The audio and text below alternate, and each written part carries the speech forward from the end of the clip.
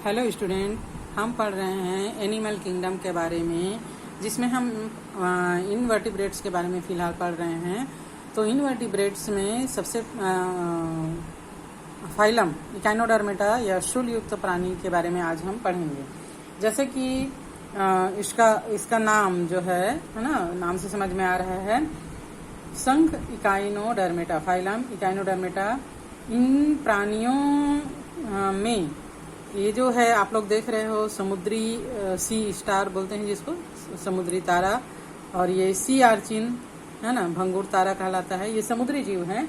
और इन प्राणियों में इनके जो बाहर, शरीर के बाहर का जो कंकाल होता है वो कैल्शियम युक्त होता है, कैल्शियम युक्त कंकाल, एंडोस्केलेटल है ना सॉरी एंडोस्केलेटल पाया जाता है। ये सभी जीव जो है वो समुद्र में पाए जाते हैं, समुद्रवासी हैं। इनमें अंग तंत्र स्तर का संगठन होता है, और एक वयस्क इकाइनोडर्म का जो जीव होता है वो अरी रूप से सम्मिलित होता है, जबकि इनका जो लार्वा होता है वह द्विपार्श्व रूप से सम्मिलित होता है। इनके बॉडी के अंदर त्रिकोरकी और प्रगुही होता है, प्रगुहा होता है, मतलब प्रगुही प्राणी है ये। इनका डाइजेस्टिव सिस्टम पूरे तरह कंप्लीट होता है। जल संवहन तंत्र इनमें गमन, भोजन ग्रहण और श्वसन में सहायता करती है। इनमें स्पष्ट उत्सर्जन तंत्र नहीं होता। नर और मादा पृथक पृथक होते हैं। ये एक लिंगी प्राणी है और फीमेल और मेल बॉडी अलग अलग होता है, इसलिए इनमें लैंगिक जनन होता है। और इनमें जो फर्टिलाइजेशन होता है वो जनरली बाह्य वातावरण में होता है, बाह्य होता है। परिवर्धन अप्रत्यक्ष और मुक्त प्लावी लार्वा अवस्था के द्वारा होता है। इस संघ में लगभग 5000 जीवित जातियां अभी ज्ञात है, और इस संघ का नाम जो है वो जैकब क्लीन ने दिया था। तो इस संघ का जो मुख्य विशेषता है, एग्जाम्पल अगर हम देखें तो एस्केरियस यानी तारा मछली, इकाइनस समुद्री आर्चिन, एंटीडॉन समुद्री लिली, कुकुमेरिया समुद्री करकटी या समुद्री खीरा, और ओफियूरा भंगुर तारा है ना, ये जो दिया हुआ है, ये सब इसके उदाहरण में आते हैं। तो समुद्र में पाए जाने वाले सीलोम युक्त जंतु है। कैल्शियम युक्त अंतःकंकाल पाया जाता है। वयस्क अवस्था में जंतु अरी होते हैं। वास्तविक गुहा पाया जाता है। जल संवहन तंत्र संघ की विशिष्टता है। बॉडी के अंदर जो है वो जल कंटिन्यू प्रवाहित होते रहता है। आहार नाल कुंडलित होता है। उत्सर्जन अंग नहीं पाया जाता। तंत्रिका तंत्र अल्प विकसित होता है। मेल और फीमेल जो है वो अलग होते हैं, इसलिए लैंगिक प्रजनन, सेक्सुअल रिप्रोडक्शन होता है। और इस प्रकार इसे अंतःकंकाल के विकास के आधार पर 5 वर्गों में बांटा गया है। वर्ग होलोथ्यूरिया, इनमें भुजाएं अनुपस्थित, श्वसन और उत्सर्जन के लिए श्वसन वृक्ष होता है। जैसे एग्जाम्पल होलोथ्यूरिया समुद्री खीरा है। वर्ग इकाई नाइडिया, इस वर्ग के जंतुओं का शरीर गोल डिस्क के समान अंडाकार हृदयकार होता है। मुख के चारों ओर अरस्तु की लालटेन पाई जाती है। उदाहरण है इकाइनस या सी आर्चिन। वर्ग एस्टेराइडिया, शरीर का आकार तारेनुमा होता है। चपटा 5 भुजाएं होती है, और नाल जो है वो पादों पर चूसक प्रस्तुत होता है। जैसे एस्टेरियम, तारामीन आदि। ये देख रहे हैं हम, तारामीन में ये जो है वो चूसक है ना, नाल कैनाल सिस्टम, और इसमें चूसक पाया जाता है। वर्ग क्रिनाइडिया, जंतुओं में भुजाएं 5 से अधिक और पिच्छकी होते हैं, जैसे एंटीडॉन और सागर लिली। और अंतिम वर्ग है ऑफियूराइडिया, ये सितारे के आकार के जंतु होते हैं, भंगुर होते हैं, ब्रिटल तारे ब्रिटल स्टार कहलाते हैं, और भुजाएं जो है वो बिंब, मध्य बिंब में स्पष्ट होती है। ऑफियोथ्रिक्स और ब्रिटल स्टार इसका एग्जाम्पल है। नेक्स्ट हम पढ़ते हैं फाइलम हेमिकॉर्डेटा। हेमी मतलब के नज़दीक, और कार्डेटा मीन्स जिनमें रीढ़ की हड्डी पाई जाती। कार्डेटा का हम आगे पढ़ेंगे। तो ये जो है वो संघ हेमिकॉर्डेटा नॉन कार्डेटा और कार्डेटा के बीच की कड़ी कहलाती है ना। इन्हें हेमिकॉर्डेटा पहले कशोरिक संघ में एक उपसंघ के रूप में रखा गया था, लेकिन अब इसको आरज्जुकी में एक अलग संघ के रूप में इसको रखा गया है। तो इस संघ के जो प्राणी होते हैं वो क्रीमी के समान यहाँ पर हम देख रहे हैं। ये बेलेनोग्लॉसस है, जो कि हेमिकॉर्डेटा के अंतर्गत आता है। समुद्री जीव है। इनका संगठन अंग तंत्र इस तरह का होता है। सब द्विपार्श्व रूप से सम्मिलित, त्रिकोर की यानी बॉडी के अंदर गुहा जो है वो 3 स्तर का होता है और बॉडी के गुहा प्रगुही प्राणी है। शरीर जो है वो बेलनाकार, ये देख रहे हैं हम, बेलनाकार है और इसमें सूंड है ना और कॉलर और वक्ष में विभाजित है और सॉरी, इनका जो परिसंचरण तंत्र है वो बंद प्रकार का होता है। इनमें श्वसन जो है वो प्लोम्स के द्वारा होता है। समुद्री प्राणी है, जीव है, तो जल के अंदर रहने वाले मैक्सिमम सभी जीवों का श्वसन जो है वो प्लोम्स के द्वारा होता है। तो परिसंचरण तंत्र बंद प्रकार का होता है। उत्सर्जी अंग जो है वो शुंड ग्रंथि के रूप में होता है।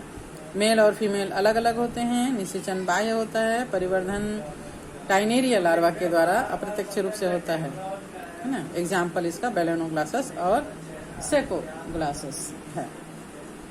ओके, देन नेक्स्ट हम पढ़ते हैं संघ रज्जुकी या कार्डेटा। तो कशेरुकी संघ के प्राणी में 3 मूलभूत लक्षण, कशेरुकी यानी कार्डेटा यानी रज्जुकी, इसमें 3 मुख्य लक्षण इस संघ के प्राणी में पाए जाएंगे। एक तो पृष्ठ रज्जु, पृष्ठ रज्जु मतलब पीठ में जो रीढ़ की हड्डी होती है ना, और उसके अंदर तंत्रिका रज्जु जो है वो बिल्कुल धागे के समान रहता है। ठीक है, तो पृष्ठ खोखली तंत्रिका रज्जु एक हड्डी का बना हुआ एक नाल के आकार का, बाहर से ये रॉड के समान होता है और अंदर जो है इसका खोखला नाल होता है जिसमें तंत्रिका रज्जु जो है वो रहता है। और युग्मित ग्रसनी क्लोम छिद्र जोड़े में पाया जाना है ना। क्लोम छिद्र कैसा पाया जाता है? जोड़े में पाया जाता है। ठीक है, तो ये 3 खास विशेषता कार्डेटा यानी रज्जुकी प्राणी को होता है। और ये सभी जो है द्विपार्श्व सम्मित होते हैं। द्विपार्श्व सम्मित मतलब अधर तल होता है और पृष्ठ तल होता है। राइट भाग होता है इसका और लेफ्ट भाग होता है सम्मित, है ना। और त्रिकोर की होते हैं। बॉडी के अंदर जो है वो तीनों स्तर एक्टोडर्म, एंडोडर्म और मेसोडर्म होता है, जिसके कारण 2 गुहा बनी रहती है।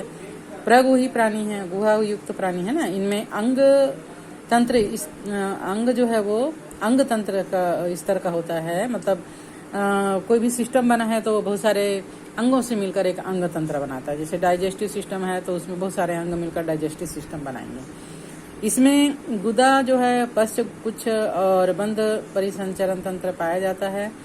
मतलब 2 नाल होते हैं डाइजेस्टिव सिस्टम में, एक मुख जिससे भोजन ग्रहण किया जाता है और एक गुदा जिससे उत्सर्जन किया जाता है।